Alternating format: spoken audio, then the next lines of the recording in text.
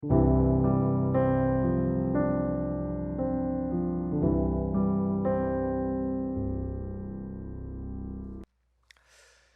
어느덧 겨울이 지나고 봄이 온 것 같습니다. 네, 이 봄은 벚꽃의 계절이기도 하죠. 많은 분들이 저에게 말씀해 주셨는데 저희 교회 옆에 불광천에 벚꽃이 그렇게 이쁘다고 합니다. 그게 다른 지역에서도 구경 올 정도로 이제 굉장히 이쁘다고 하는데 이제 4월 달에 핀다고 하는데 이제 아내랑 딸과 함께 그 길을 좀 걷는 일상을 한번 상상해 보기도 했습니다. 그러고 보면은 우리의 일상은 지극히 평범해 보이기도 합니다. 마치 겨울이 지나면은 자연스럽게 봄이 찾아오고, 봄이 오면 두꺼웠던 옷이 가벼워지고, 또한 가벼운 옷차림에 우리가 조깅이나 해볼까 하고 천을 걷기도 하고 말이죠. 그런데 이렇게 평범해 보이는 일상 가운데서 우리가 기억해야 할 것이 있습니다. 이러한 일상 가운데서도 이 모든 것들은 바로 하나님의 계획 안에 있다는 것입니다. 우리가 평범해 보이는 일상 속, 그리고 하나님이 이 자리에 계신가라고 생각될지라도 하나님께서는 우리의 그 일상 속에서 일하고 계신다는 것입니다. 오늘 말씀을 통하여서 일상 속에서도 일하시는 하나님을 보고자 합니다. 때문에 오늘 말씀을 통하여서 우리의 삶을 되돌아보고 또한 주님께 더 나아갈 수 있는 여러분과 제가 되기를 바랍니다. 1절을 보면 하가랴의 아들 니에미야의 말이라 라고 시작하고 있습니다. 우리는 이 짧은 것을 통하여서 두 가지를 알 수가 있습니다. 첫째로는 니에미야의 저자는 니에미야라는 것입니다. 성경을 니에미야가 썼다라는 것이고요. 두 번째로 성경 느헤미야는 니에미야가 자신이 겪은 상황을 적은 회고록 형식으로 적혔다라는 것입니다. 이때 회고록이라고 하는 것은 자신의 삶을 되돌아보고 적는 것이기에 가장 중요하고 인상 깊었던 것들을 적는 것을 특징을 가지고 있습니다. 근데 여기서 우리가 놓쳐선 안 될 것이 한 가지 있는데요. 회고록을 썼다고 할지라도 모든 성경은 하나님의 감동으로 된 거기 때문에 이 니에미야 성경은 하나님의 감동 가운데서 니에미야가 회고록의 형식으로 썼다라는 것을 우리는 기억해야 할 것입니다. 그러면 우리는 니에미야는 하나님과 함께한 사람이기 때문에 그의 회고를 돌아봤을 때엔 하나님께서는 이러한 기적을 행하셨고 또 하나님께서는 이러한 놀라운 일을 행하셨습니다라고 적혀져 있을 것 같은데, 우리가 니에미야를 보면 알듯이 그런 초자연적인 현상들은 성경에서 찾아볼 수가 없습니다. 그럼에도 불구하고 니에미야는 하나님의 일하심을 고백하고 있습니다. 우리는 이를 통해서 한 가지를 알 수가 있습니다. 바로 하나님께서는 이렇게 초자연적인 현상이 없을지라도 우리의 평범한 일상 속에서도 충분히 일하실 수 있는 분이라는 것입니다. 이것은 우리의 삶 가운데도 동일하게 적용이 됩니다. 우리의 일상 가운데에 초자연적인 것들이 일어나지 아니한다 할지라도 하나님께서는 우리의 삶을 충분히 쓰실 수 있는 분이라는 것입니다. 우리가 하나님께 쓰임받기 위하여서 어느 간증 집회를 따라다니거나 기적을 경험한 유명한 사람들을 쫓을 필요가 없습니다. 하나님의 일하심은 그들을 통해서 오는 것이 아니라 우리에게 찾아오시는 하나님을 통하여서 이루어지기 때문입니다. 니에미야에게 찾아오셔서 그의 일상 가운데서 일하신 그 하나님께서 우리의 일상 가운데서 찾아오셔서 일하기를 원하시는 줄을 믿으시기를 바랍니다. 그러면은 우리는 일상 가운데에서 일하시는 하나님을 어떻게 발견하고 이에 순종할 수 있을까요? 우리는 이를 알기 위해서는 먼저 두 가지를 알아야 합니다. 첫 번째로는 우리가 있는 이 자리가 하나님께서 보내신 자리가 맞는지 확신이 있어야 됩니다. 우리가 이 확신이 없다라면은 내가 있는 자리에서 최선을 다하지 않게 되고, 그리고 나는 내가 있는 자리는 이 자리가 아니라 더 큰 자리에서 활약을 해야 돼라고 하면서 내가 있어야 될 곳은 칭찬과 인정이 따르는 곳이라 생각하면서 여기 있는 자리에 최선을 다하지 못하고 그냥 옆에 자리만 기웃기웃하면서 시간을 버리게 되기 때문입니다. 또 혹은 내 환경은 너무나 고통스럽다고 하면서 원망하면서 일상 속에서 하나님을 발견하지 못하게 되고 엉뚱한 기적만 바라게 되는 것이죠.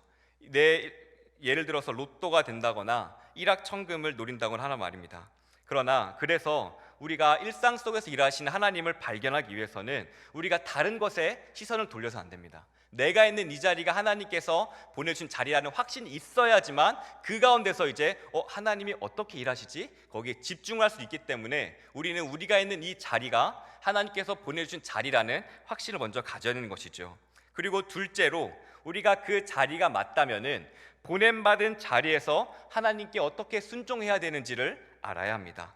왜 이 자리에 보내셨을까? 왜 하나님께서 나를 이곳에 보내셨을까? 하나님께서 날 이곳에 보내셨는데 하나님께서는 어떻게 하기를 원하실까? 알아야 합니다. 바로 이 두 번째가 오늘 설교의 핵심입니다. 나를 보내신, 나를 이 자리에 보내신, 나를 이 가정에 보내신 이유를 아는 것이죠. 때문에 오늘 본문을 통하여서 이 두 가지를 알아보고자 합니다. 그리하여서 내가 지금 거하는 일상이 하나님께서 보내신 자리인 줄을 확신하고 또한 그 자리에서 주께 순종하여 영광 올려드릴 수 있는 저와 여러분 되기를 진심으로 소원합니다. 첫 번째로, 그럼 어떻게 하면 내가 있는 이 자리가 하나님께서 보내주신 자리라는 것을 확신할 수 있을까요? 우리 이것을 알기 위해서는 섭리라는 것을 먼저 알아야 합니다. 섭리란 무엇이냐? 하나님께서 이 세상을 보존하시고 그리고 다스리신다는 것이 바로 이 섭리라는 것입니다. 그럼 이 섭리라는 것이 오늘 본문에 어떻게 드러나는지 살펴보도록 하겠습니다. 1절을 이어서 보면은 다음과 같이 나와 있습니다. 아닥사스다 왕 제20년 기슬월에 내가 수산궁에 있는데 라고 기록되어져 있습니다. 이것은 느헤미야의 시대적 배경을 설명하고 있는 것입니다. 유대 백성이 바벨론 포로 생활을 끝내고 페르시아 제국 지배 아래 있었던 시기입니다. 쉽게 말해서 유대인들은 여전히 나라를 잃고 어려운 상황에 처해 있다라고 생각하시면 됩니다. 그런데 오늘 본문에 기록된 아닥사스다 왕은 비교적 간대한 왕으로 기록되어져 있습니다. 때문에 유대인들에게도 어느 정도 종교적 자율성을 허용했다고 합니다. 그리고 이때에 느헤미야는 수산궁에 있었습니다. 수산궁이란 페르시아에 있는 궁인데 이것은 페르시아 왕실에서 느헤미야가 이 당시에 일하고 있다라는 것으로 우리가 알면 됩니다. 그런데 우리는 한 가지 질문이 생깁니다. 왜 하나님께서는 느헤미야를 통하여서 왜 굳이 시대적 배경을 넣으셨을까라는 것입니다. 성경이 필요 없는 것을 절대 기록하지 않는데 왜 굳이 이런 시대적 배경을 기록했을까라고 하면은, 왜냐하면은 이 두 가지 요소가 바로 하나님께서 쓰시는 요소가 되기 때문입니다. 먼저로는 느헤미야의 성벽 재건을 아닥사스다 왕이 돕게 되고요. 또한 느헤미야가 수산궁에 있었던 것은 느헤미야가 향후 술간원장이라는 높은 직책에 올라가는 하나의 단초가 됩니다. 우리는 이것을 섭리라고 볼 수 있습니다. 하나님께서 보존하시고 다스리신다는 것이죠. 이 관점에서 본다면 아닥사스다 왕이 비교적 관대했던, 종교적 자유를 허용해줬던 아닥사스다 왕이 이 시대에 집권한 것은 느헤미야에게 성벽 재건의 그러한 재원을 제공하기 위하여서 하나님께서 이때 세우셨구나라고 우리는 알 수가 있습니다. 이것이 의미하는 것은 세상 권세가 하나님 손밖에 이루어지는 것 같지만 이마저도 하나님의 주권 아래에 있다라는 것을 우리는 확인할 수가 있습니다. 사랑하는 성도 여러분, 그렇습니다. 하나님께서는 모든 것을 통치하는 왕이심을 믿으시기를 바랍니다. 세상의 왕도 세우시고 패하시는 분이 바로 우리 하나님이십니다. 우리 하나님께서는 교회 안에만 계시지 않습니다. 정치, 경제, 문화 모든 것들을 이미 다스리고 계시죠. 근데 우리는 세속과 거룩을 나누어서 여기는 하나님이 다스리는 부분, 이것은 마귀가 다스리는 부분 생각하는데 절대 아닙니다. 이 모든 것을 하나님께서 다스리고 계심을 믿으시기를 바랍니다. 전능하신 하나님께서 그것을 마귀한테 뺏겼을까요? 아니죠. 그것마저도 다스리고 계십니다. 다만 하나님께서 뜻이 있어서 그것을 일시적으로 허락하시는 것 뿐입니다. 때문에 하나님께서는 이 세상을 주관하시는 분임을 믿으시기를 바랍니다. 그러면 하나님께서는 이렇게 큰 부분만 주관하시고 다른 작은 부분들은 내버려 두실까요? 오늘 본문을 보면 그렇지 않습니다. 느헤미야가 수산궁에 있다라는 것까지 성경은 기록하고 있습니다. 이는 하나님께서는 한 개인에게 관심을 갖고 계시고 또한 그 개인이 어떠하게 지내는 것까지 또 어떠한 직책과 어디에서 일하는 것까지 관여하고 계시다는 것을 보여주고 있는 것입니다. 그러니까 하나님의 섭리는 큰 시대의 흐름, 왕이 세워지고 패해지는 것 뿐만 아니라 각 개인 한 사람 한 사람, 저와 여러분 삶까지 다스리고 있다는 것입니다. 느헤미야가 이 시대에 태어나고 수상궁에 있는 것까지 하나님께서 다 섭리로 준비하셨다는 것입니다. 사랑하는 성도 여러분, 우리 하나님의 다스림은 이렇게 각 개인 나의 삶 가운데서도 이루어지고 있음을 믿으시기를 바랍니다. 느헤미야가 태어난 시대, 그런 왕, 모든 것들도 주관하신 하나님께서 우리의 삶도 동일하게 주관하고 있음을 믿으시기를 바랍니다. 근데 가끔 나 자신을 봤을 때에 유독 형편없게 느껴지거나 환경도 더 나아지지 않을 것 같고 남 부러워 말하는 게 하나도 없고 그렇게 울컥해지기도 하지만, 하나님께서는 섭리하셔서 그 자리로 보내셨음을 믿으시기를 바랍니다. 왜냐하면 하나님께서는 크게는 왕도 세우시고 한 사람을 내 삶가를 주관하시면서 그 자신의 일을 이루어 가시는 것입니다. 처음에 느헤미야도 몰랐습니다. 자신이 아닥사스다 왕의 도움을 받아서 성벽을 재건할 거라고 느헤미야가 처음부터 알았을까요? 몰랐습니다. 자신이 향후에 술 간원장이란 높은 자리에 올라갈 거라는 걸 알았을까요? 몰랐습니다. 우리의 삶도 마찬가지입니다. 내 삶이 지금은 암울해 보이고 억울해 보이고 이해되지 아니한다 할지라도 하나님의 섭리 가운데 그 자리로 보내셨고 그 자리가 하나님께서 일하시기에 적합한 자리라는 것을 믿는 저와 여러분 되기를 바랍니다. 그러므로 우리가 하나님의 섭리를 믿는다면 한 가지 확신할 수가 있습니다. 내가 있는 이 자리, 내가 보낸 많은 가정, 구역, 회사, 모든 이 자리가 하나님께서 보내신 자리라는 겁니다. 하나님, 나는 저 자리면 더 잘할 텐데요, 내 환경이 조금만 바뀌었으면 더 좋았을 텐데요 라고 나는 생각할 수 있겠지만, 이미 하나님께서는 저와 여러분을 가장 하나님 만나기 좋은 자리로 보내셨음을 믿으시기를 바랍니다. 우리가 정말 하나님의 섭리를 믿는다면 불평 불만에 쏟는 것이 아니라, 이 자리에서 하나님께서 어떠한 일을 하기 원하시지? 이것을 믿어야 할 것입니다. 그럼 하나님께서 그 자리에서 무엇을 행하실까요? 우리는 느헤미야 이름에서 힌트를 얻을 수 있습니다. 느헤미야의 이름의 뜻은 여호와께서 위로하신다입니다. 왕도 주관하시고 한 사람의 삶까지도 주관하시는 우리 하나님께서 느헤미야를 통하여서 그 당시에 이스라엘 백성들을 위로하는 역사를 오늘 본문을 통해서 이루어 가신 것입니다. 이것을 위하여 하나님께서 다 준비하신 것이죠. 사랑하는 성도 여러분, 우리도 마찬가지입니다. 하나님께서는 우리를 통해서 일하기 원하십니다. 근데 질문하실 수 있습니다. 제 이름은 느헤미야가 아닌데요, 제 이름은 그런 거창한 뜻이 없는데요. 그러나 기억하시기 바랍니다. 우리는 그것보다 더 뛰어난 이름을 가지고 있습니다. 무엇입니까? 바로 예수 그리스도의 이름입니다. 예수님께서 우리를 핏값 주고 사시고 우리를 하나님의 자녀로 불러주셨습니다. 그리고 우리에게 사랑하라고 하셨죠. 또한 그 사랑의 표현으로 이 세상 가운데서 빛과 소금으로 우리를 불러주셨습니다. 사랑을 가지고 어둠을 물리치는 빛으로, 세상을 썩지 않게 하는 소금으로 우리를 불러주셨습니다. 하나님께서는 지금 이 시대에 우리를 예수의 이름을 주시며 보내신 것입니다. 이 보내심을 믿으시기를 바랍니다. 이 상황이 아무리 힘들고 내가 할 수 있는 것이 없다고 생각될지라도 하나님께서 느헤미야를 그 당시에 그 자리로 보냈듯이 우리도 지금 있는 이 자리로 우리를 보내셨음을 믿으시기를 바랍니다. 하나님께서는 느헤미야를 통하여서 하나님의 위로를 전하셨듯이 하나님께서는 우리를 통하여서 세상의 위로를 뛰어넘어서 사랑을 가지고 어두움 가운데 빛, 혼탁한 가운데에 변치 않는 소금의 역할을 우리를 통하여서 행하실 것입니다. 우리는 그 부르심을 기억해야 합니다. 이 부르심을 믿고 주께 순종하여 하나님의 사랑을 전달하는 저와 여러분이 되기를 바랍니다. 이게 바로 하나님의 섭리입니다. 하나님께서 나를 지금 이곳으로 보내셨고 여기에서 나를 통해서 일하시기를 원하신다는 것입니다. 그러면 우리는 이 자리에서 하나님께서 보내주신다는 걸 알았다면, 그럼 어떻게 하면 우리는 그 부르심에 응답하고 이렇게 할 수 있을까요? 그리고 왜 나를 이 자리로 보내셨을까요? 느헤미야 삶을 통하여서 왜 나를 이 자리에 보내셨는지 더 살펴보도록 하겠습니다. 2절입니다.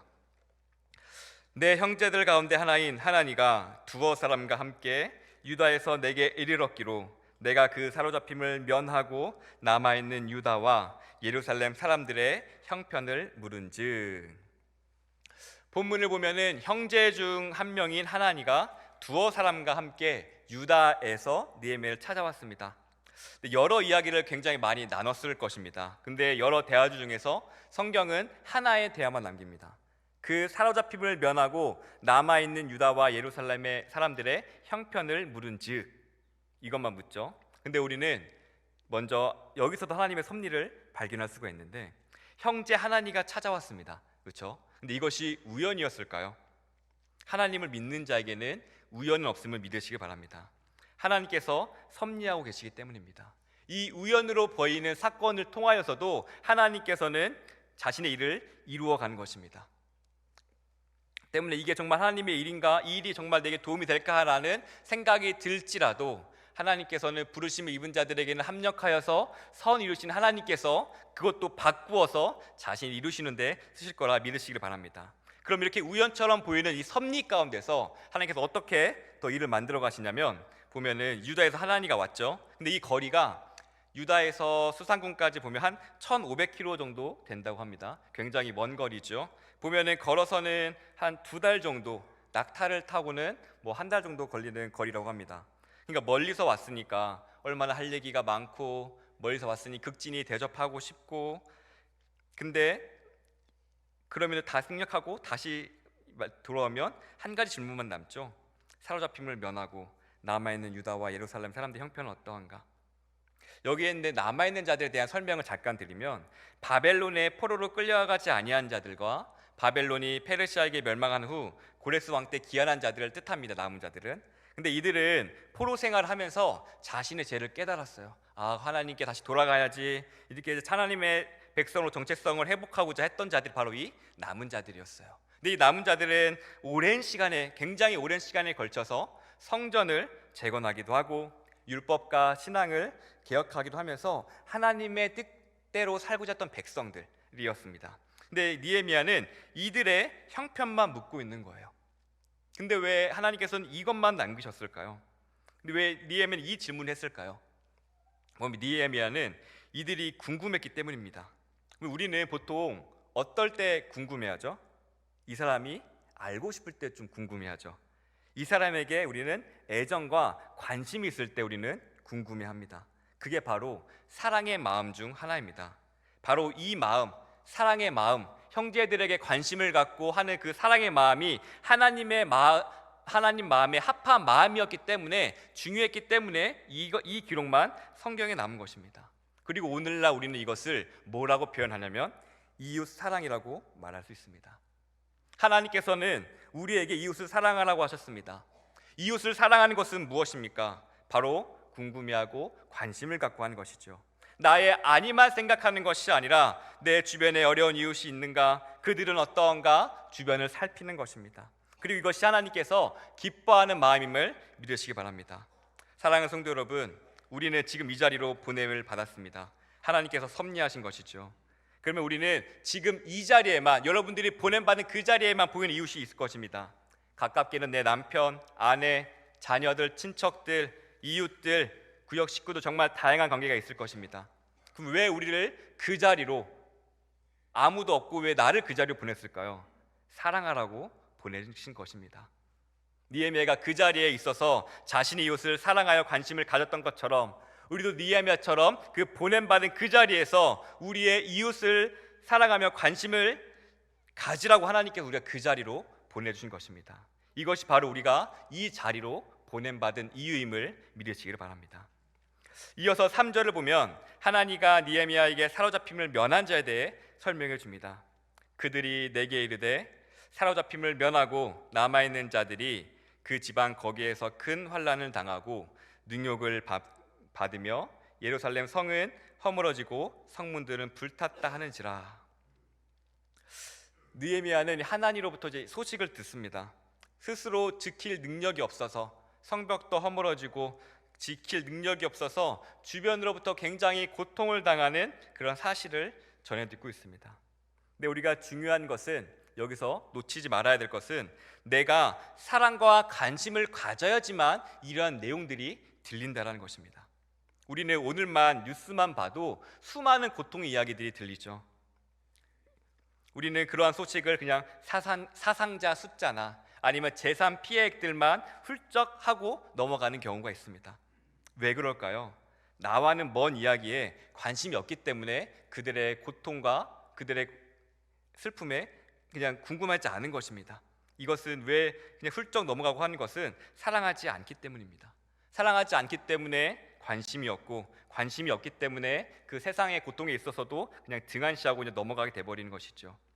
사랑하는 성도 여러분, 혹시 우리 주변에 있는 이웃에 대한 아픔이 보이지 않고 그 아픔을 들리지 않고 우리가 그것을 많이 느끼지 못한 지 오래되었다라면 자신을 돌아보시기 바랍니다. 나는 과연 사랑하고 있었는가? 난 하나님의 말씀 따라 내 이웃을 사랑하고 있었는가? 말입니다. 그럼 우리는 이웃을 사랑한다면 어떠한 반응을 가져야 될까요? 4절입니다. 느헤미야 반응이죠. 내가 이 말을 듣고 앉아서 울고 수일 동안 슬퍼하며 하늘의 하나님 앞에 금식하여 기도하여. 그렇습니다. 우리가 이웃을 사랑한다면 우리는 관심을 갖고 그들의 아픔에 같이 같이 슬퍼해야 된다는 것입니다. 여기서 슬퍼해야 된다는 것은 여기 나와 있는 문자 그대로 슬픔을 겪었으면 무조건 수일 동안 울고 슬퍼하고 금식하라는 그런 내용이 아니라 이웃의 아픔을 내 아픔처럼 여기고 슬퍼하라는 얘기입니다. 요한복음 11장 35절을 보면 예수님께서도 나사로의 죽음을 보고 슬퍼하셨습니다. 눈물 흘리셨습니다. 그러면 왜 슬퍼하며 눈물을 흘리셨을까요? 가족들이 느끼는 그 고통을 나의 고통으로 여기고 예수님께서는 그 아픔에 동참하신 것입니다. 우리가 정말 사랑한다면 이웃의 고통을, 내가 보이는 그 이웃의 고통에 나의 고통을 여기고 함께 아파해야 한다는 것입니다. 사랑한다면 그들의 고통을 외면할 수가 없습니다. 같이 아파해야 되는 것이죠. 제가 좋아하는 찬양 중에 하나님께로 더 가까이라는 찬양이 있습니다. 가사는 이러합니다. 하나님께로 더 가까이 갑니다. 고통 가운데 계신 주님, 변함없는 주님의 크신 사랑, 영원히 주님만 섬기리. 주님은요, 고통 속에 계십니다. 사랑하는 자 가운데, 그 사랑하기 때문에 그 고통 가운데 함께 참여하고 계신 것입니다. 로마서 12장 15절은 그리스도인의 생활에 대해 다음과 같이 말씀하고 있습니다. 즐거워하는 자들과 함께 즐거워하고 우는 자들과 함께 울라. 우리가 정말 이웃을 사랑한다면 그 고통이 있으면 함께 울고 즐거움이 있으면 함께 그 즐거움에 동참해야 되는 것입니다. 우리가 이웃을 사랑한다면 남일처럼 무관심하게 여기거나 남들이 잘 돼서 배 아파하거나 안 되면은 잘잘못을 가리며 탓하거나 해서는 안 될 것입니다. 사랑한다는 것은 즐거워할 때 함께 즐거워해주고 슬퍼할 땐 같이 슬퍼하는 것, 이것이 바로 사랑하는 것입니다. 본문 속 느헤미야도 남아있는 자들의 그 고통에 같이 함께 슬퍼하고 있습니다. 이것은 자신의 이웃을 사랑했을 때 나오는 자연스러운 반응이었습니다. 사랑하는 성도 여러분, 우리는 우리의 이웃의 고통에 얼마나 민감합니까? 관심을 가지고 있습니까? 우리는 분명 이 자리에 나밖에 사랑해 줄 사람이 없을 텐데 그 목적은 잊어버리고 이웃은 안중에도 없고 나의 안위만 신경 쓰고 있진 않았는지요? 보냄받은 자리에서 이웃을 사랑하고 그 아픔을 공유할 수 있는 저와 여러분 되기를 바랍니다. 근데 여기서 놓쳐서는 안 될 사실이 있습니다. 사랑한다는 것은 아픔에만 이렇게 공감하고 한 것이 아니라 한 발자국 더 나아가야 한다는 것입니다. 참 어렵죠. 같이 관심을 갖고 고통도 같이 하는 것도 너무 힘든데 한 발자국 더 나아가다니요. 이를 살펴보기 위해서 4절에 나온 느헤미야 반응을 보면 느헤미야는 이렇게 반응합니다. 느헤미야는 듣고 앉아서 울고 수일 동안 슬퍼하는 것에서만 끝내는 게 아니라 그 다음에 무엇을 하죠? 하나님 앞에서 금식하며 기도하는 것까지 나아가게 됩니다. 이 문제를 하나님께로 끌고 가져가는 것입니다. 우리가 슬퍼만 한다면은 거기서 멈추게 됩니다. 같이 공감하면은 슬픔만 남습니다. 하지만 참된 소망 대신 주님께로 가져가면은 이 슬픔을 기쁨으로 바꾸실 줄을 믿으시기 바랍니다. 왜냐하면 보내신 이가 주님이시고 사랑하라 하신 이가 주님이시니 주님께서 그 문제를 해결해 주신 분도 우리 주님이기 때문입니다.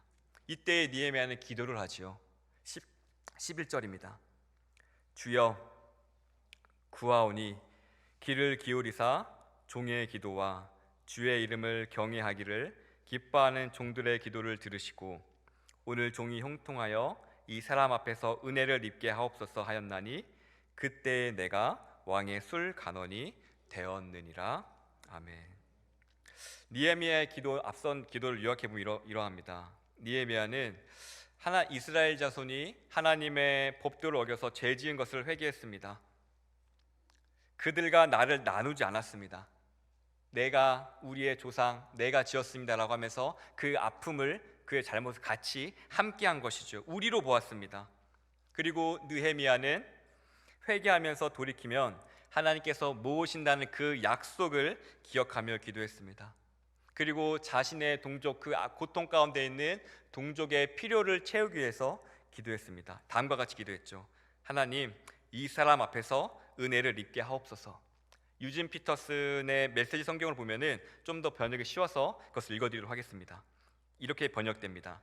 내가 왕에게 필요한 것을 얻게 하옵소서. 그들의 필요를 채우기 위해서 느헤미야가 기도를 하게 된 것이죠. 그리고 이 기도는 느헤미야 성벽의 회복으로 이어지는 실제적인 사건으로 바뀌게 됩니다. 사랑하는 성도 여러분, 그렇습니다. 우리의 사랑과 관심에서 비롯된 이 기도가 누군가를 살리는 것이 될 수 있음을 믿으시기를 바랍니다. 내가 왜 이 자리로 보냄을 받았으며, 내가 왜 이 이웃의 고통이 왜 보이며, 내가 가진 것은 무엇이며, 안 된다면은 내가 어떻게 해야 될지 하나님께 지혜를 구할 때에 하나님께서 그 이웃의 복음을 전하는, 사랑을 전하는 전달자로 우리를 만들어 가실 것입니다. 느헤미야를 술 관원장으로 만들었듯이 우리를 사랑의 통로로 만들어 가실 것입니다. 그것은 때로는 직분이 될 수 있습니다.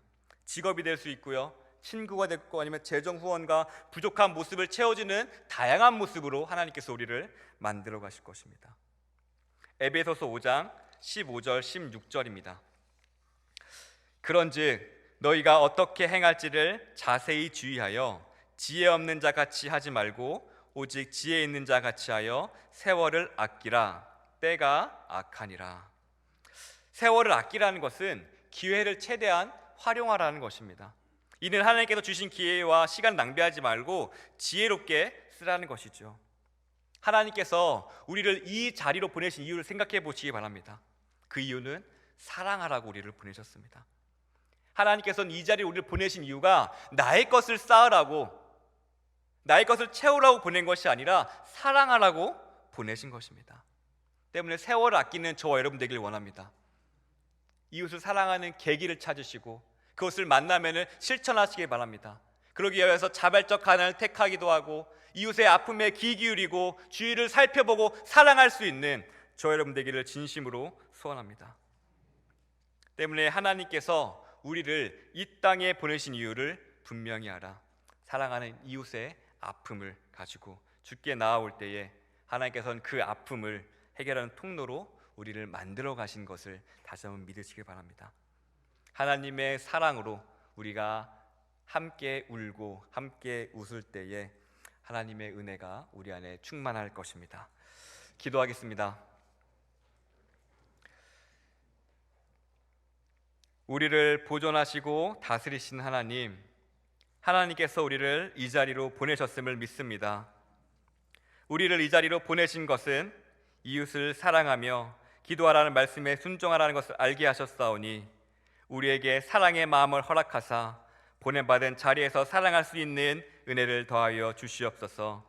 그리했을 때에 느헤미야가 술 간원장이 되어 이스라엘의 복의 통로가 되었던 것처럼 우리도 주님께서 원하신 모양대로 우리를 만들어 가사 우리 또한 이웃들에게 복의 통로로 쓰임 받을 수 있도록 은혜를 더하여 주시옵소서.